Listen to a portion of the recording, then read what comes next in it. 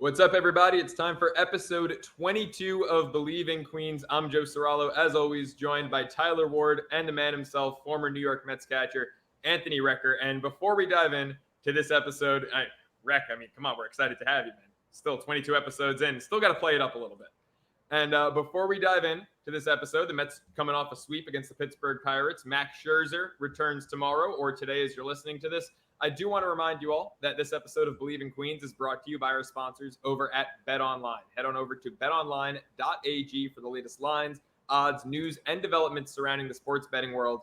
And use your promo code BLEAV50. That's BLEAV50 for your first time, one-time 50% welcome bonus, courtesy of us at Bleav. BetOnline, it's where the games begin.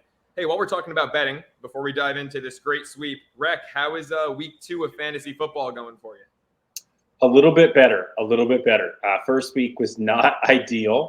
I think if there was underperformance to be had, they were on my team, and it was had on the first week. The second week's been better. I made a trade for Lamar Jackson in one of my leagues, not the Met League, the super secret Met League, different league. So brought him over. He had a nice day. He did okay.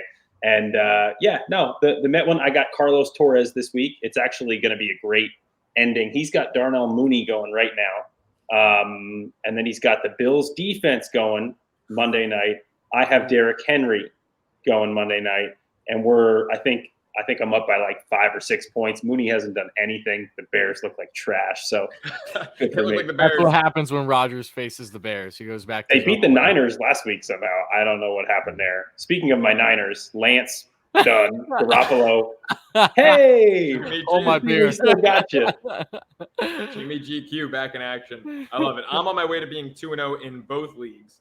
Lamar, great day. Tampa Bay defense got him in both leagues. They put up like 25 points. Ridiculous. Good start to the year. Tyler, are you in a fantasy league? I'm not. Yeah. We gotta fix that. Yeah, we do We'll have to start a Bleav one next year. Well, I'm in 2 Bleav leagues. Yeah. There you go. We'll Those are both my leagues. Yeah. Yeah, that's fine. Just beat Ike Taylor this week. I beat Jonathan Stewart last week, Ike Taylor this week. So. Oh, the same way that Ike got beat by Demaryius Thomas in the wildcard game. Nice. Wow. Awesome. Yep. Shout to you. I really hope he doesn't see this one. You just I love Ike, but again, I'm a Steelers fan, so I've been through it all. Well, hey, Pittsburgh had some other disappointment today. Obviously, the Steelers lost. The Pirates, though, 4-game sweep. Finally, the Mets are beating up on the teams they're supposed to. We lost our first matchup with Pittsburgh a little over a week ago. Everyone was Chicken Little, the sky's falling. And how do we respond? We won 6 straight against the Pirates. So what does that make us in this stretch? Did we finish? Was it 10-6? 9-7. Oh, so Rec was the closest. Damn. Yeah. Rec almost hit the nail on the head right there. We almost got 10-6 would have looked a little bit better. Would have. Double digits always looks better. That sweep by the Cubs, that'll get you. That'll make you. Don't remind me, Rec. Don't remind me. Terrible at night. So obviously, we didn't have an episode after that Cubs sweep, but we're here now. 4-3 homestand. Not the best against 2 less than mediocre opponents, but Rec, we've got a formidable opponent next few days in Milwaukee. What have you seen from this team? How do you feel about this team moving forward? At least they righted the ship with the Pittsburgh sweep. Yeah, I think as far as the Mets go, I wasn't worried after the Cubs sweep. Offensively, look, this team, they don't hit home runs. That's a problem, to be honest with you, but it's not going to be fixed. They don't have anybody coming out of the woodwork that's going to all of a sudden start mashing outside of, Pete hits home runs, Lindor hits home runs. Obviously, Escobar has hit quite a few since he's come back. Nito got on the board finally at 2 just in the last week. But they're not going to have that instant offense. And it's unfortunate because at times you're not going to be able to string together singles. You're not going to get teams like Pittsburgh who are going to walk in runs and walk in runs and walk in runs for you. I think they walked in 3 or 4 this series. Obviously, they hit a bunch of Mets. So they were giving them base runners. That's not going to happen, especially come playoff time. So this team's going to have to find some form of consistent offense. When they get to that point, we've said before, at least I think they rely too heavily on Pete at times. And I think that continues. I mean, even what I saw in this series, I wasn't blown away by the offense. They scored enough runs to win games, but to me, the pitching staff was lights out. The bullpen was great. They gave up 1 run the entire series. David Peterson, and I think it was yesterday's game, I guess 2 days ago now when you're listening to this, game 3 of that series, gave up a run. Otherwise, they were fantastic. And the starters all were great. I mean, obviously, Jake gave up a 3-run homer. Ty gave up a homer, both to O'Neill Cruz in their outings, late in their outings. But look, the pitching staff did what they're supposed to do against a team like Pittsburgh, which is strike a lot of them out and put up a lot of zeros. And so realistically, it still comes down to the offense. Can they find enough? They were able to find enough against Pittsburgh. Pittsburgh helped them out a lot, which is fine. That's going to happen, and you take advantage of it. You win the games. They won 4 games. I'm not overly concerned about anything, but I still want to see this offense start to produce a little bit more consistently. And I think the long ball would be great, but like I said, it's just not coming. And against this Brewers team, they got some good pitching. At times, they can go in some skids themselves, but they get Corbin Burns in game 1. That'll be a fun test. And then, of course, the Brewers team is also playing pretty well right now. They just took 2 or 3 from the Yankees. They're starting to find their groove since the whole trade deadline fiasco. And they look like the team that, they were more in the first half of the season than the team that they've been over the last month or two. So it'll be an interesting series. But again, I am not concerned about the Mets, but I wouldn't say I'm overly optimistic about them making the kind of deep run that I think everybody is expecting. Tyler, what about you? How you feeling coming off this weekend? And, what do you have to say about what Rec just said? Well, starting off with the weekend, I mean, I literally just came back from being in attendance for Jake's start today, which was awesome. It was my first time seeing him in person since his first start last year in Philly, the Mets' first game. Of course, they lost like 3-0 or 2-1 because the Mets couldn't give Jake run support. Thankfully, that wasn't the case today. I mean, DeGrom with 13 strikeouts, the Mets as a whole in this game 4 at the time of us recording this right now tied an MLB record for 20 strikeouts in a 9-inning game. So there were a lot of records that happened in this matchup, which was fun. But I really agree with, for the most part, everything Rex said outside of potentially what they will do come playoff time. And that's, of course, there's a sense of bias in there naturally. Also, just with how this team is constructed and what I think will change a little bit as we get, again, closer to playoffs, which is right around the corner at this rate, and very well can start. Should the Mets win any game in that Brewers series, they automatically clinch a playoff spot because they're only 2 out right now. It's because of Milwaukee. But my biggest takeaways from this series, again, the same as Rec. The offense, they outscored the Pirates 24-8. But if you looked at how this offense was rolling, it felt like almost every single inning, the Mets had at least 2 guys or bases loaded this entire series, and they just didn't execute if it wasn't for the endless hit by pitches that you saw in game 3, or of course, walking around the Rosie, which was the same thing in game 3. I mean, the Mets are now 4 hit by pitches away from tying the MLB record and overall with 105. But if you look at their offense, runners in scoring position, they had plenty of opportunities. They only went 11 for 52 in this matchup for a 212 average. So that's something that definitely needs to be better for them as they enter Milwaukee tonight at the time you guys watching and listening to episode 2020. Can't even speak. I was going to say 2020 of the podcast. But yeah, the pitching carried them 100%. I'm going to just go briefly down like my biggest takeaways, not just Jake with the 13 Ks. I mean, Seabass with another quality outing, 6 Shuddy with 8 Ks, Ty 7.1 innings, 2 earned runs because of that home run by O'Neill Cruz, 5 Ks. If he got to 8 innings, he would have been the first pitcher in multiple years. I want to say since 2017, since the last time a Mets star went that deep. So he got close, just couldn't get close enough, however. And Cookie Carrasco to open up the series with 6 strong, only giving up 1 earned run and 11 strikeouts, a season high for him. But biggest takeaways, not only that, I think the bullpen. David Pearson looked really good, in my opinion, in those 2 innings that he pitched. Yes, he gave up the home run, but he was quick. He got 4 strikeouts, and that's a role that we're going to see him hopefully be in a more comfortable type role going down forward as we get into playoffs, because he's a guy where there's still uncertainty as to if he's going to be on this playoff roster, but hopefully we see more outings like this where he can command himself, have his quick pitches going, and he's a strikeout machine when he's on, as long as, again, he's not walking the bases loaded like he did at his previous start. And Joely Rodriguez, I think, was the biggest highlight, surprisingly, as someone that, again, I understand you're facing the Pirates, and no, I'm not getting my hopes up at all. Yeah, but don't drink the Kool-Aid on that one, man. 100%. I'm not drinking the Kool-Aid at all. But I was impressed to see him at least go multiple games in the series, 2 innings apiece, no hits, no earned runs, and a total of 7 strikeouts. He struck out the side in the first inning that he pitched today and then got a couple Ks in the second. I mean, he looked really good. So there's definitely positive takeaways from the lefties for a change from the Mets bullpen. And then offensively, Daniel Vogelbach finally starting to break out a little bit more against his former team, which is nice. 5 for 8 with a home run, 2 doubles, and 6 RBIs.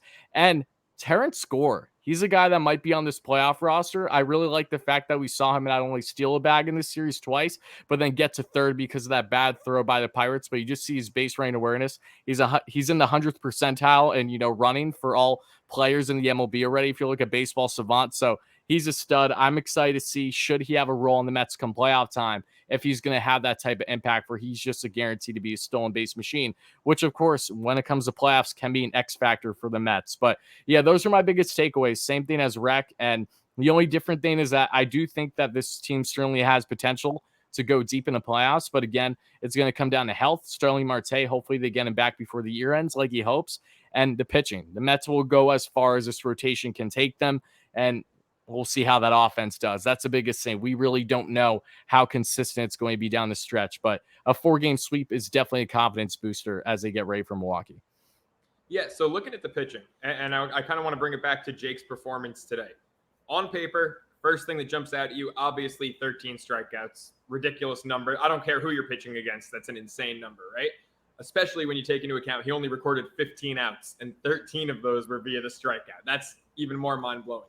But at the end of the day, he did only record 15 outs. And, even if 13 of them were really sexy, for a starter, especially of Jake's caliber, to only go 5 innings, it's not what you want. Now, obviously, the Mets were playing a crap team. The bats were going. It didn't hurt them. Joely looked great today for the first time since, I guess, early August. So that was nice.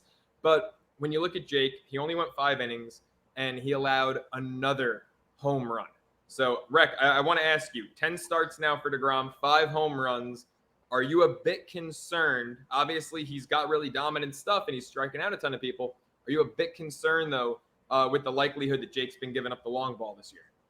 No, I'm not. I will say this. Look, a couple of years ago, when Jake first became this 100-mile-per-hour monster with a 95-mile-an-hour slider, and I'm not going to say it came out of nowhere. His velocity has pretty much slowly increased for majority of the last 5 years. But that's really when, 2 years ago, when he suddenly became this guy who could just blow your doors off.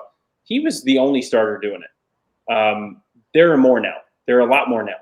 And I'm not saying that guys are going to start catching up to him and he's going to start giving up, but he's going to give up a home run or two with a fastball. It's going to happen. I mean, I think today is actually a changeup. But it's going to happen. And he's, to me, one of the things that having Max Scherzer around, and it's going to help him a ton. He's been throwing that curveball a little bit more often early in counts. The changeup, you could tell he hasn't had the feel for it all year for some reason. Last year, he used it anytime he needed it, used it a ton. It was great. If the slider wasn't there one day, or if he just felt like going to the changeup, he would go to that even more consistently than the slider sometimes. And I think he has to get back to a place where he can have at least those 3 dominant pitches in the 4-seam, slider, and changeup. But if he adds that wrinkle of the curveball as well, he's still getting the feel for everything. I mean, it's a guy who didn't pitch for a year in games, and he's on start 10. So he's still kind of feeling himself out, making adjustments. He still has a couple more starts before the postseason. I'm not at all worried, but yeah, he could give up a homer here or there. It's going to be about, can he manage the walks, which haven't been a problem, or some little base hits, which got him today, a couple of singles, and then boom, a 3-run home run. Not something we see from Jake very often, but O'Neal Cruz is pretty much an absolute monster. So again, not worried at all about Jake, but there are some things I'm seeing that I want to see some adjustments from him, and I know he'll make them. I know he's a smart guy. He'll watch the film. He knows what he's doing out there, and he's going to make the adjustments as far as being able to throw more pitches in more spots so that he can keep hitters off balance. Because it doesn't matter who you are anymore nowadays. If a guy is sitting fastball and he's got the hands to hit it, it can go out of the park anytime. I mean, you see that Spencer Strider just set the record for strikeouts in getting to 200 strikeouts in the least amount of innings. MLB history, 130 innings. he still gets touched sometimes. Like, I mean, it happens. Like, you're going to give up home runs. Cole gets touched every time he goes out there. He gives up home runs. So, I mean, it He's doesn't a matter how schmuck. hard It's you different, throw. Rec. That's true. It doesn't matter how hard you throw. It doesn't matter how good you are. You're going to give up, a home run or two here and there. It's just a matter of making it, kind of less meaningful without those runners on base. Yeah, and I think a great point you brought up is that, he's going to implement that curveball more often. We've talked about this on the show in past episodes, either last episode or the one before, that come playoff time especially, I think that curveball, he's going to go from throwing it maybe 6 or 7 times a start to maybe 15 times a start when the playoffs roll around. Because his slider and his fastball, there's not really a big disparity there at all in velocity. I mean, you're talking a 5-mile-per-hour difference, right? Sliders 94 to 96, fastballs 99 to 101. And so he really needs that off speed, whether it's his changeup, which is still low 90s, or that curveball to come in 83, 84, and really keep guys on their toes with that. Looking at the bullpen, though, this series, we mentioned, one of you brought it up, Peterson was the only reliever to allow a run, but, he gave us 2 scoreless before he allowed that run in what was the beginning of his 3rd inning of work.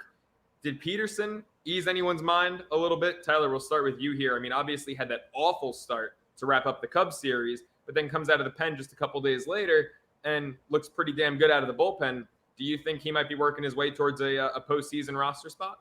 Yeah, I think that was definitely a promising sign. Yes, we have to take into account it's still the Pirates at the end of the day, but this is a Pearson that, regardless on who he's faced this year out of the bullpen, has looked pretty shaky in the limited opportunities that he's had. So I think this was a nice confidence boost for him. And I really do believe that Pearson is someone that could potentially be more impactful for you and could be a guy that I think the Mets should favor if they have to over someone like even a Joely Rodriguez, if they have to bounce between the two, as we have more guys returning to the pen once we get to health updates shortly. But yeah, I was very happy with what I saw with David. Again, when he's on, he's moving really quick, and I just love the fastball and the slider. When he's got it going, he's a guy that I am confident with. Everyone was writing him off. Don't get me wrong, he was atrocious to start that game against the Cubs, a game that we all expected Trevor Williams to start. It just didn't make sense for him to start. That's why Buck waited till last minute to announce that Peterson would still be the starter after all. But when he's been on all year, he really has been a strikeout machine for this team and really an underrated reliever / starter when the Mets have need him to eat innings. So I think he's definitely a valuable lefty out of the, minimal type options that the Mets currently have out of their pen. All right, guys. Well, Tyler, look, you just mentioned the health update. So before we jump into that, and then we look ahead to the Brewers-Mets series starting today, if you're listening or watching this, most encouraging thing we saw in the Pirates series. Rec, we'll start with you, then we'll go to Tyler, and I'll close this off. Yeah, I think if we're going to go with most encouraging, I have to stick with the bullpen. Just the fact that they came in and really locked it down the way that they did. You could see some improvement, from guys in the starting lineup as far as offensively. But to me, the bullpen coming through, whether it was Lugo, whether it was Joely Rodriguez, whether it was Trevor May today, whoever it was, they got very good innings out of those guys. Again, I know it was the Pirates, but you can only say that so many times. Look, they lost 3 games to the Cubs. You can't take these teams for granted. They can hit home runs. They got guys in there that are big league hitters.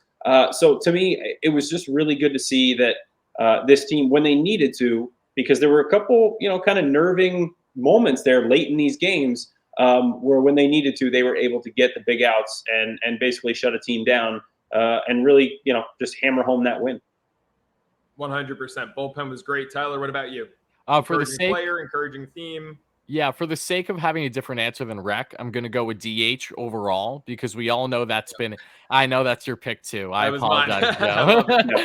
It's something that we know that the Mets have struggled with for large parts all year long. So to see Vogelbach finally start again to swing at things again, to score those 4 runs with him to have that big 2-out base knock in Game 4 that I just attended was great. And not even him, to a lesser degree, again, because he's a guy that we don't know if, 1, he's going to be on the playoff roster, and 2, how much more playing time he's going to have before the season ends. And Mark Vientos got his first base knock when he pinch hit in that DH role earlier in the series and got his first RBI in doing so. So plenty of positives from the DH spot, which again is encouraging for a Mets team as they've desperately been needing stuff there from that 5 spot for quite literally the majority of the season. Well, I mean, you guys kind of took the words out of my mouth. The bullpen, I'm sorry, the Joe. DH productivity. No, that was the biggest takeaway. Vogelbach, you mentioned it at the beginning of the show, Tyler. He was 5 for 8 this Yeah, series. 5 for 8. 4 RBI. I mean, 6 he looked RBI. great up there.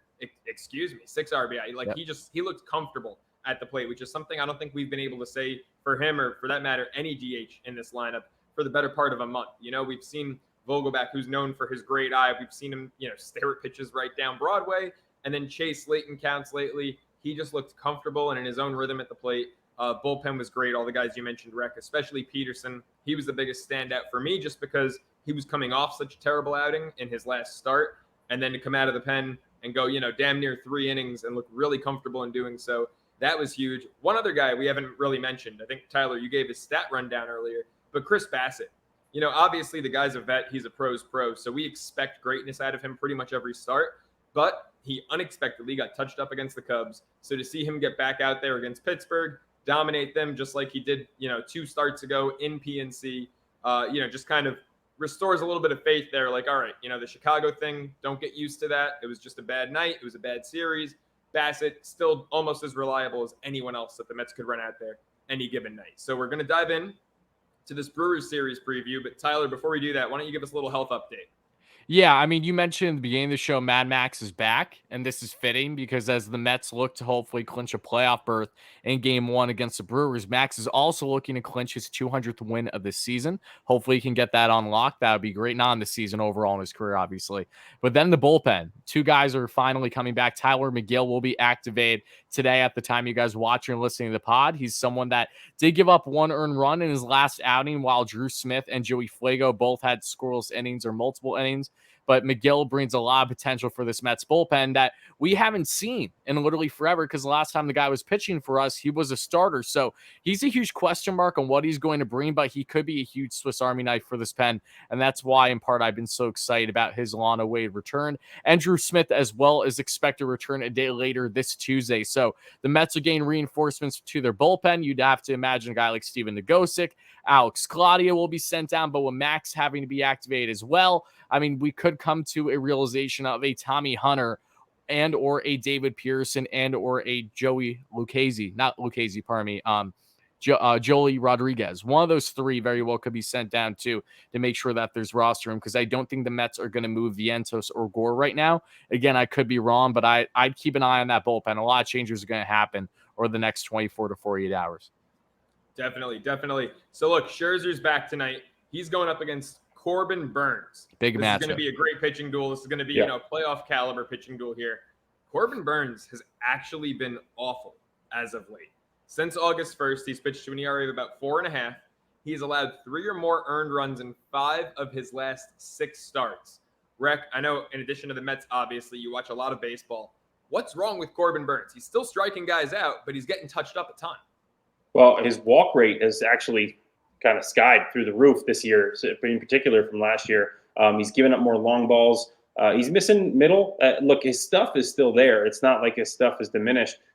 He's just not the same pitcher that he was last year. The consistency just isn't there, and it's been hurting him. He's if there's one thing that a pitcher has to do, it's execute, and he's not been able to execute at the level he was last year.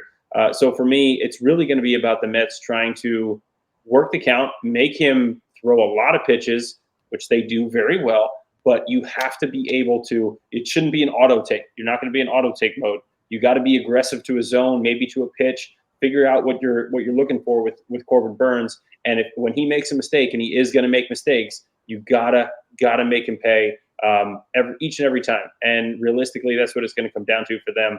And I think from the other side, from the flip side, seeing Max back on the mound is going to be huge against this Brewers lineup. And I do want to get into them a little bit because they don't get enough credit. This Brewers lineup, third in Major League Baseball in home runs. They can put them on the board. Now, they strike out a ton. They're similar to the Braves in that way. They hit home runs, but they strike out a lot. They're obviously not quite as good as the Braves. But I would say that this team can scare you, especially in their park. They can put up runs. So it's going to be interesting to see Max out there. He can, at times, be susceptible to the home run ball. Yeah. It'll be interesting to see how he fares. But this should be just a really good series. I'm excited to see this series because, like I said, the Brewers are playing pretty good baseball right now all of a sudden. And they're fighting. They're fighting for that last playoff spot with Philly and San Diego. And obviously Philly coming off that sweep from Atlanta. they're not looking too good. San Diego hasn't been playing great. So this Milwaukee team smells something, and they've got a shot at making the playoffs. Could the Phillies once maybe just like help us out? Give us a little They hand. have one more chance, No. Joe. They have No. one more chance. After all that this we endured weekend. in 07 and 08, I mean, could the Phillies just like return the favor to Atlanta this time? It's just need a one game. That was all I was asking for this weekend. Like just win one game. The Braves are going to sweep the Nationals too. So like you just got to buckle up for that. I mean, it's just disgusting. The Philadelphia Phillies. I could not hate a team anymore. It's funny how we were talking about how the schedule favored the Mets so much, and now all of a sudden we got to this point. The Mets didn't take advantage, and now it's almost flipped a little bit. They got the Brewers, where the Braves get, I think, the Nationals twice and the Phillies before this matchup with the Mets again. So it's going to be interesting. I think it's going to come down to that 3-game set, and that's going to be so much fun. That is going to be so much fun to watch. It's becoming inevitable at this point. It really is. I was really hoping that, Tyler and I were obviously overzealous with the 12-4 and the 16 games against the crap teams. And, I told you, those teams, they love it. They relish it. Yeah, tell us we didn't play the game at a professional level without telling us that, right? I mean, it was just that was so naive and so stupid of both of us. And here we are. It's going to come down. Mets Braves first weekend in October.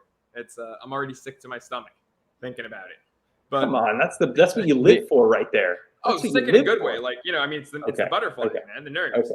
The one thing I will say about that matchup, again, anything can change, but as of now, the Mets have Bassett, DeGrom, and Scherzer matched up to pitch in Atlanta in that 3-game set. Now, that doesn't mean that means nothing if the Mets offense doesn't show up. But again, if the Mets can have their 3 best stars that series, that will surely help them more than, say, having your 4, 5, and whatever it may be. Oh, yeah. I mean, look, fingers crossed it stays that way. We know, a lot can happen down the stretch. Yes. Does Jake need an extra day off? Does Max need an extra day off? So, and this was the first time in a while today at the time recording that said Jake pitched on a 5th day. Yeah, exactly. He's been getting that extra day. So hopefully, look, at the end of the day, if the division, if that's what it's coming down to, I think Buck's going to, treat that like a playoff series and run his best guys out there if it's possible. So we'll see when that time rolls around. Tyler, what's the biggest thing that you're looking to see from Max in his return off his second IL stint tonight?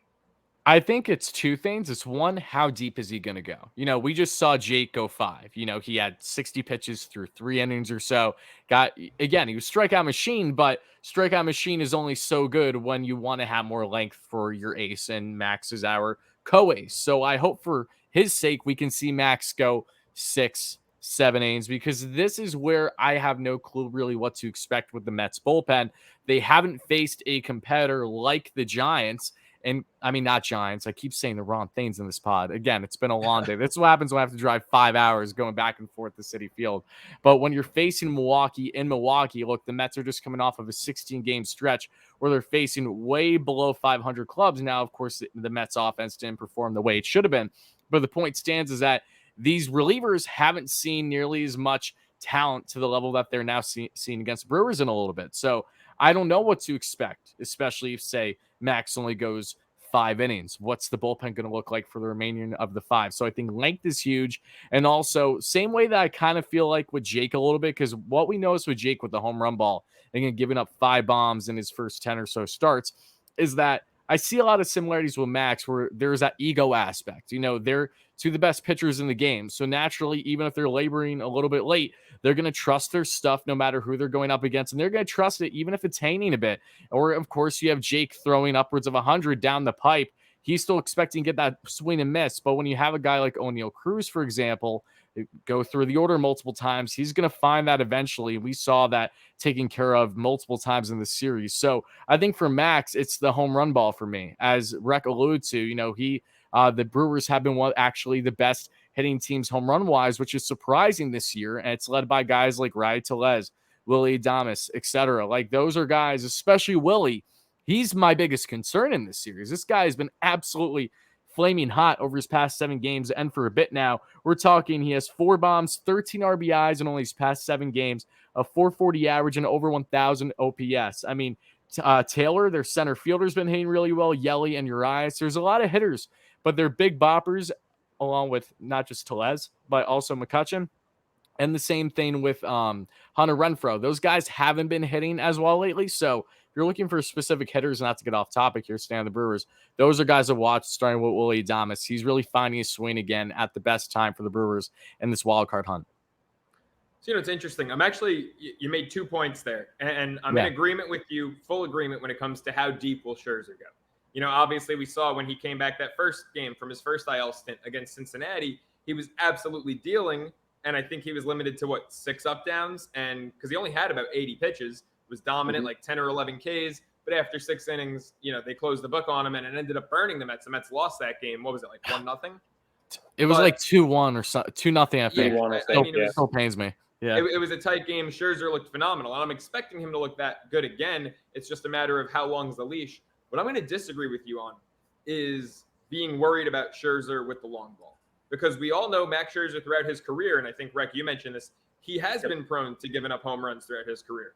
But this year, it's actually way down. In 20 starts, he's only allowed 10 home runs. You look at Corbin Burns on the flip side, 29 starts, he's allowed 22 home runs, and in his last 9, he's allowed 8 homers. So with Max this year, he's actually kind of flipped the script. We've seen him with Washington. I think there was a 4-year stretch. He allowed at least 23 homers 4 straight years. He's given up 30 a couple times in his career, once with Detroit, once with the Nationals. But this year, that hasn't been an issue for him. And it's actually because what you said about the egos, I disagree completely with when it pertains to Max. I think with Jake, not a knock on him, but when you throw in 102 and you have a 96 mile per hour slider, I think sometimes he does have a come and hit it mentality. And it often works out. Sometimes it bites him. I think with Max, because he knows he's not really getting up past 95, 96. And that's, he has to rear back for 96 at this point in his career. I think because of that, he relies on hitting his spots. And I don't think he has that, I'm just going to blow it past you mentality. I think Scherzer at this point in his career, even though 95 is nothing to scoff at, I think he's much more of a finesse pitcher than he was maybe 5 years ago. And I think that's actually helping contribute to the lessened home run totals, because I think he's so much more focused on hitting his spots and not just trying to, outman the other guy out there and just blow it by him. Yeah, I mean, that's a great point. I'm not going to disagree with you there. I think the reason why I feel the way about Max when it comes to ego is, and this is shame on me for thinking more so in the beginning of the season through the first couple months, it felt like the only times Max was giving up runs is when he was giving up bombs. Like, that's really what it felt like in the large portion of his start. That has changed, however, especially in the second half of the season, his injuries aside. So, no, that's a completely fair point. We very well could see Max shove. I would say, again, the biggest thing is how deep is he going to go? Yeah, I mean, truthfully, when it comes to Scherzer, and Rec, I'm curious what you think about this. Some people, it takes time to acclimate. Some guys, when they're coming off an IL stint, takes them a start or two, or, if you're a position player, a couple games to get back into the swing. I think Scherzer, he's one of those guys that you give him, 2 starts off, a little extra rest. I think he, could turn in one of his best starts of the season fresh off the IL. How do you feel about that? No, I agree. And there's something about, we saw this with Clayton Kershaw. Actually, I think it was like a week ago or so. He made his first start back off the IL, and he was lights out. We've seen this from Max earlier this year. Came off the IL, he was lights out. When you're not talking about a year of time or 2 years of time, even though Justin Verlander is still doing it somehow this year, even after he missed 2 years the previous 2 years. DeGrom too. After. Yeah, DeGrom misses a year and he looks the same. That's unusual, because you take that much time off, and your body has to get back into the swing of things. But when you've done it, when you've repeated this delivery thousands and thousands and thousands and thousands of times, like these guys have in Scherzer, guys like Kershaw, Verlander, DeGrom, I mean, they have all that experience, that wealth of knowledge. It's almost harder for them not to go out there and do what they've always done. Like, it's just literally, it's just muscle memory. It's ingrained in them. And so I expect him to come out and, he's had some extra rest. Really, that's all it comes down to. I just hope he gets his body right, feeling good, whether it's the side, whether it's his back, which has flared up on him at times, whatever it is. I just hope he gets his body right and ready for the playoffs. That's really all I'm focused on. So go out there. If it's 5, that's fine. If it's 6, great. I don't think he'll be that limited. I think he'll be able to go at least 6 and potentially, give this bullpen, I won't say a rest. They haven't had to pitch that much, but give him a good quality start at 6 innings and then hand it off and hope that, at that time that the Mets have a lead. Yeah, that sounds like a good plan to me. Look, we're just asking for 6 more weeks. Finish strong here if you're Max. Give us 6 weeks. I think tomorrow, 6 innings. what was he, 80 pitches against Cincinnati? That was a longer IL stint. I think something like 90 pitches, probably realistic for tomorrow. Tyler, what's on your mind? I got one last question for you guys before we wrap up the discussion here, unless you guys have anything else to say. But starting with you, Joe, what is one player on the Mets from an offensive standpoint that you're looking for most in this 3-game matchup? He showed flashes this past week, but it's Pete. And it's Pete in high leverage situations. You know, Pete hit a couple bombs against the Chicago Cubs when the Mets were, you know, down 5 runs in the 9th inning. Yeah. I want to see Pete be in the middle of it. You know, we saw in this Pittsburgh series, Vogelback was in the middle of it. McNeil, I mean, he's hitting what, 320? He's back over the 320 mark. He got on base 5 times today. Yeah, I mean, we haven't even talked about him at all yet. Like, McNeil's been in the middle of it. Nimmo had a great day today, 3 hits. Lindor's been in the middle of it. I want to see Pete. You know, I feel like so often it's like when the Mets are scoring, you know, you'll see like, oh, we've got to run in 2 guys on, 1 out, and who's the out? It's Pete. So I want to see Pete, you know, get in the middle of these rallies and really propel this team. You know, he's done a couple things this homestand, but, you know, just be more consistent, hit homers in more high leverage situations. And but also at the same time, I'm going to contradict myself. Don't swing out of your shoes trying to hit the home run ball. Because Pete lately, you know, and I say lately, for the past maybe 3 weeks at this point, he's been trying to do too much.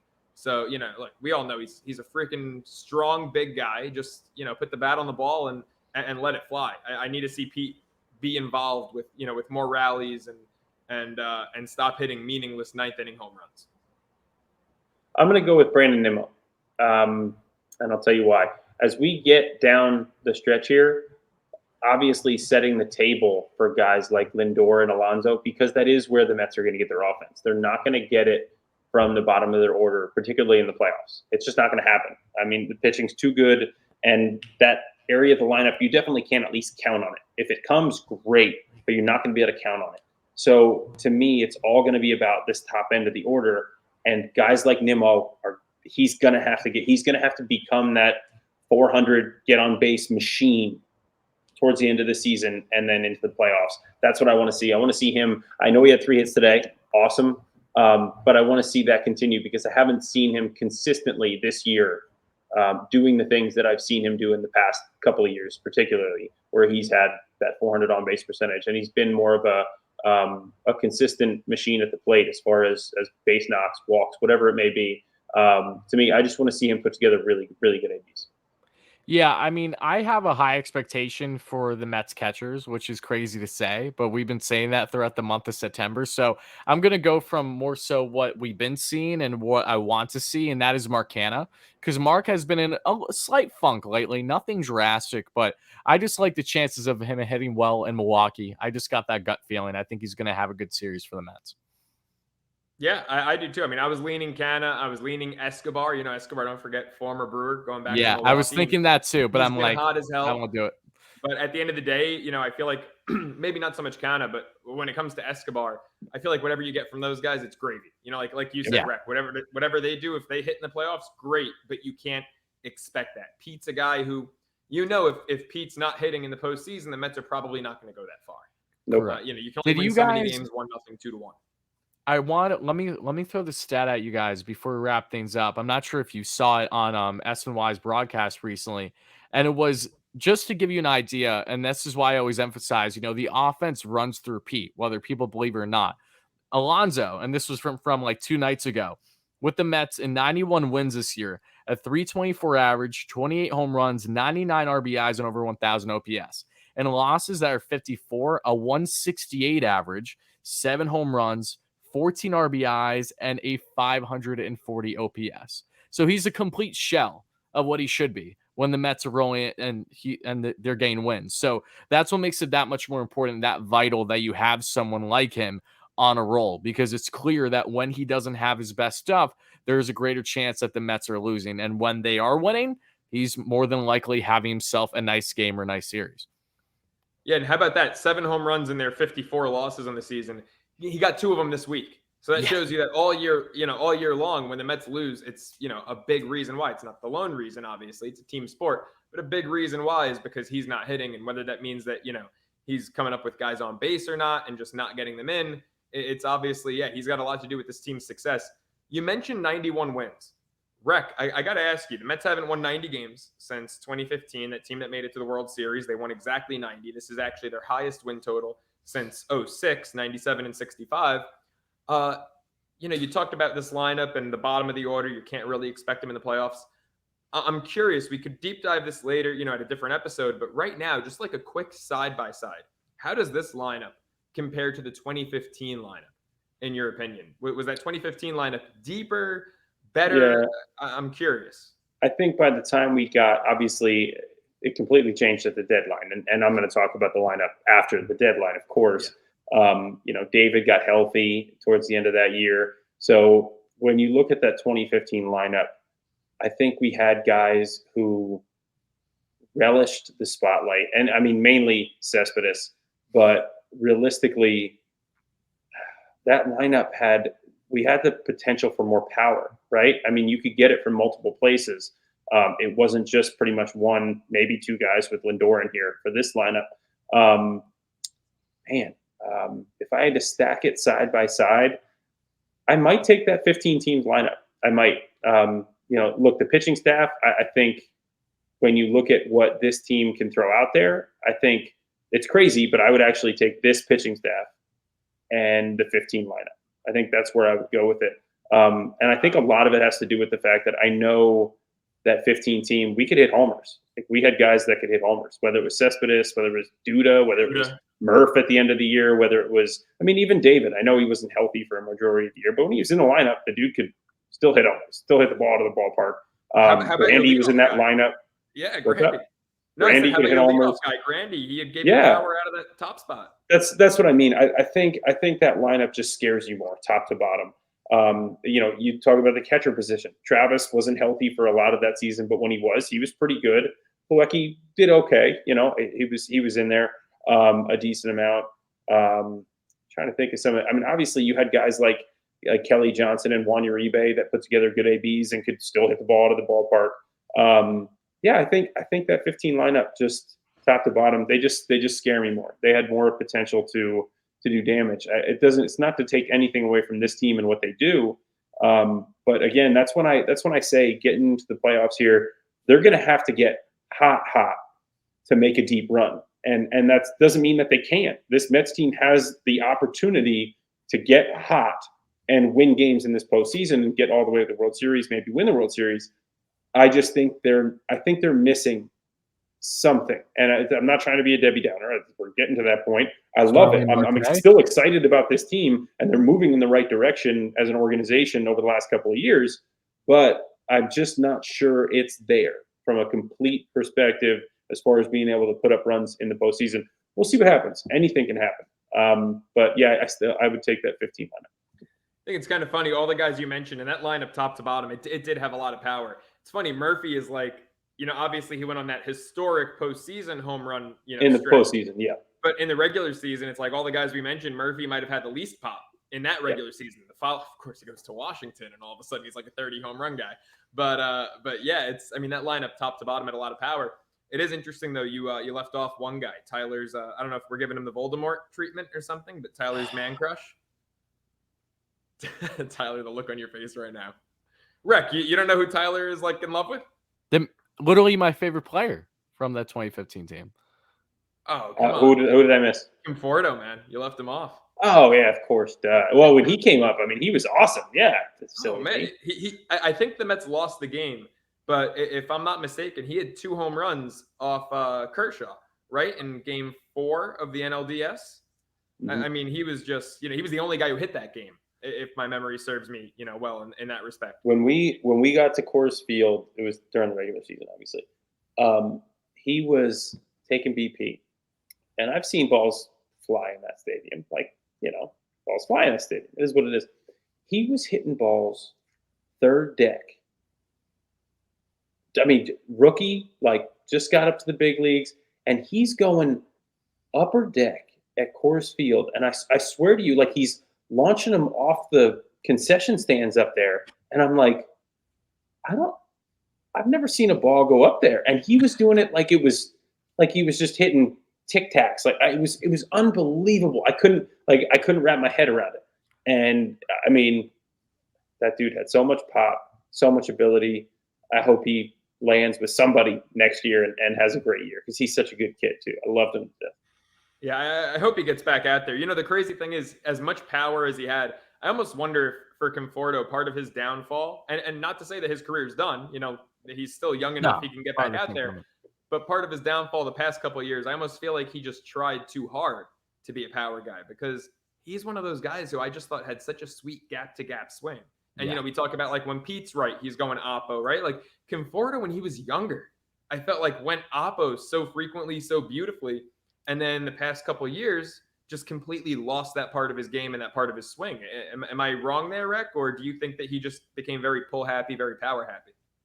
Um, I would have to watch again because I haven't seen him swing a bat in over a year. But I think well, you're absolutely right. When he came up, all of his power was to left field, left center. Like I mean, in the game, it was crazy how easily he could go that way. He let the ball travel and he could go that way. And yeah, we definitely hadn't seen that in the last year or so. I think with him, it's just going to be a matter of him getting back out there and yeah, clearing the mechanism. I'm not going to say that he tried too hard. We're all guilty of that. Pete's guilty of that. We're all guilty of that at times. That's when you go in your funks, when you're literally just trying too hard. You got to show up to the field one day and just be like, all right, I don't give a shit anymore. I'm just going to strike out 5 times, whatever. And then you go out there, you hit a ball to right field, and you're like, oh, yay, everything's great. And then all of a sudden you go on a tear. Like, it's baseball stupid like So that. true. It's literally, it's like the one thing I do not miss about the game is having to show up to the field and be like get to the point where I'm literally just ready to be like, all right, if I don't get a hit today, I'm going home and I'm never coming back. And that's the day you get a hit. It's like, why? Why did I have to get to this point in my life to get a hit? Like, what? It's baseball, man. I love it and I hate it. So frustrating, but it's the most beautiful game out there. What's up, T? I just want to mention quick on Conforto. I'm not sure if you guys remember much because again, it was a short season in 2020, but what Conforto was doing, I mean, in that short span at least, and of course in 2019, he was spraying the ball a lot, and that's why he was my favorite player, from that team. And growing up, I'm still under the impression that he has a sweetest swing in baseball. You can't tell me otherwise. I mean, he just something special about Michael Conforto. No matter where he goes, I'm always going to be rooting for him. But yeah, that ability to not just have the oppo power, but hit gap to gap. And yes, he did get pull happy at times. I tend to agree with you a little bit, Joe. But yeah, prime Michael Conforto just spraying the ball all over the place. And that's why I always found him so entertaining as a hitter. And again, very underrated glove, too. Sneaky glove that didn't get nearly as much credit as it deserved at points last season, too. Yeah, definitely. All right, so before we wrap it up, series prediction. We've got Max versus Burns, game 1, couple of Cy Young Award winners. Cookie going up against the starter to be determined Tuesday night. And then Wednesday, we've got Ty running out there against Towser, who's 6-9. Nice, with an ERA just under 5 for the Brew Crew. What are we feeling? 2 out of 3 in this one? A sweep? What do we think, Anthony? Starting with you. Yeah, well, you know me. I'm a little bit more realistic, and it's nothing against they could go in and sweep. I'm going to say they take 2 out of 3. I like them taking this first game. You mentioned it. Burns hasn't been very good of late. In that last game, Hauser, I don't know. He's like a 5 inning and out guy. Sometimes, I mean, he gave him a little bit more length early in the year, but I just not a fan. I don't know who they're going with that second game. Could be a bullpen game. Who knows? Cookie in that ballpark. Love Cookie, but I mean, all you got to do is put it in the air in that place, and it is gone. So it's a tough one. I'll take 2 out of 3. I'll take the first and third games, and I think you take that and run with it. That's your toughest series until you hit the Braves, and hopefully, take care of what you got to take care of before then. T, what about you? A little more optimistic, going for a sweep? What are your thoughts? 2 out of 3. Yeah, I'm not expecting. I'm with you. Yeah. I think games 1 and 3 make the most sense. I could even see it being games 2 and 3 if Max has a shorter leash than we expect game 1. Burns has dominated the Mets in his 3 starts against us so far. But that'll do it for episode 22 of Bleav in Queens. For Tyler Ward, catch him at WardyNYM. Anthony Recker, anytime you type in his name and see a blue check mark, that's him. I'm Joe Serralo, at Joe Serralo on Instagram, at the Joe Serralo on Twitter. We got the Mets Brewers this week, and then they head to Oakland to take on the Athletics. So expect a lot of first pitch strikes in that series. We'll see you guys next time.